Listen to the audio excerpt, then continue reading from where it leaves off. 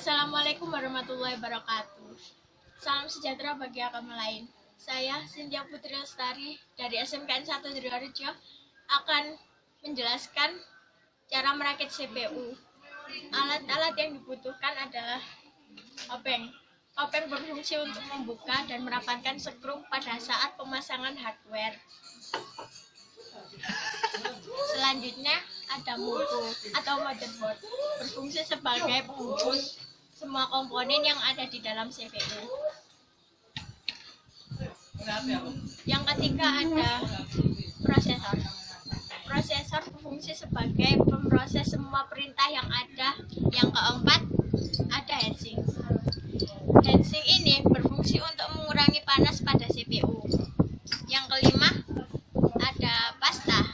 Pasta ini berfungsi sebagai pelumas untuk mengurangi gesekan.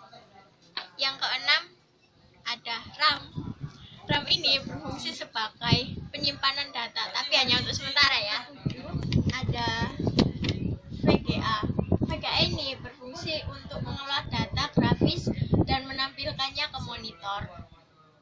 Yang ke-8 ada hard disk.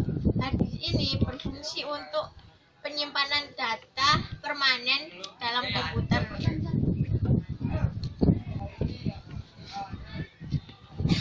Selanjutnya ada DVD-ROM. DVD-ROM ini berfungsi untuk membaca data yang telah dimasukkan di dalam DVD. Nah, ini adalah kabel SATA. Kabel SATA berfungsi sebagai penghubung antara hard disk, hardware, DVD-ROM ke motherboard. Ini ada power supply, berfungsi untuk mengalirkan daya listrik ke komponen-komponen lainnya. Dan yang terakhir adalah casing. Casing ini berfungsi untuk melindungi komponen lain dari koran. Selanjutnya saya akan menampilkan cara-cara untuk merakit komputer.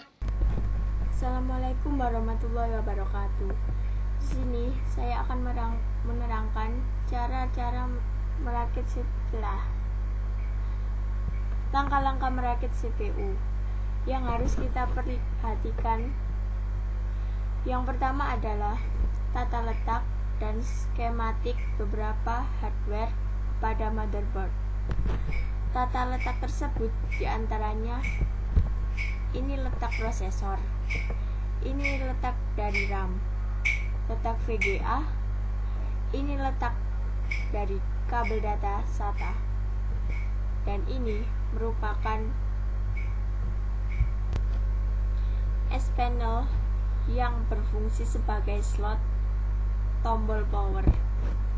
Kita akan masuk ke tahap selanjutnya.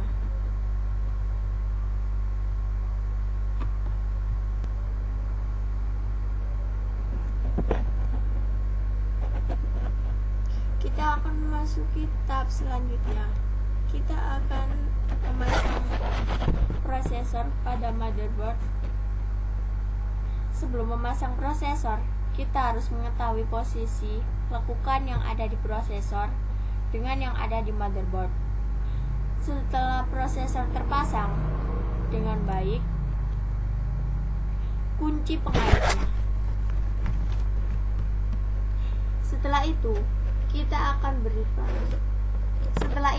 kita beri pasta pada prosesor agar tidak panas terkena heatsink. Saat memberi pasta, sedikit saja, jangan terlalu banyak, karena bisa melumer pada komponen sekitar prosesor. Setelah itu, kita pasangkan heatsink pada motherboard. Masukkan pengunci heatsink yang tersedia di motherboard, lalu kencangkan.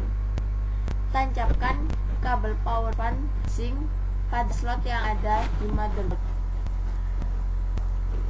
Siapkan casing untuk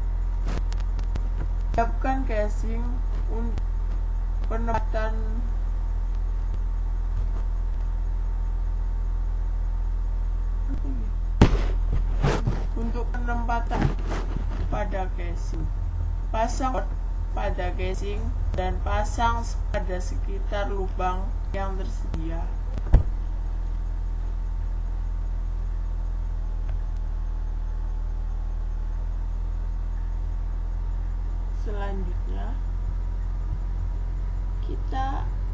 Selanjutnya kita akan memasang power supply pada casing dan pasang skrup untuk menguncinya.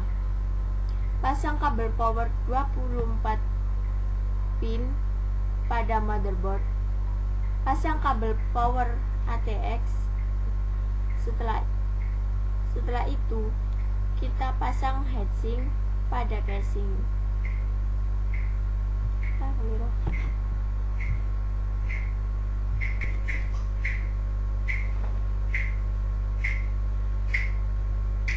Setelah itu kita pasang hard disk pada casing. Pasang skrup untuk menguncinya. Tancapkan kabel powernya pada heatsink dan juga kabel SATA yang menghubungkan ke motherboard. Setelah itu pasang DVD room pada casing. Masukkan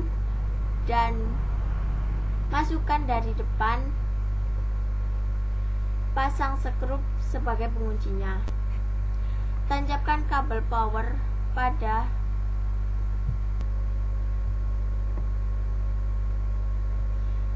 tancapkan kabel SATA yang menghubungkan ke motherboard. Selanjutnya pasang VGA pada slot yang tersedia di motherboard. Pasang secara bersamaan pada ujung kiri dan kanan.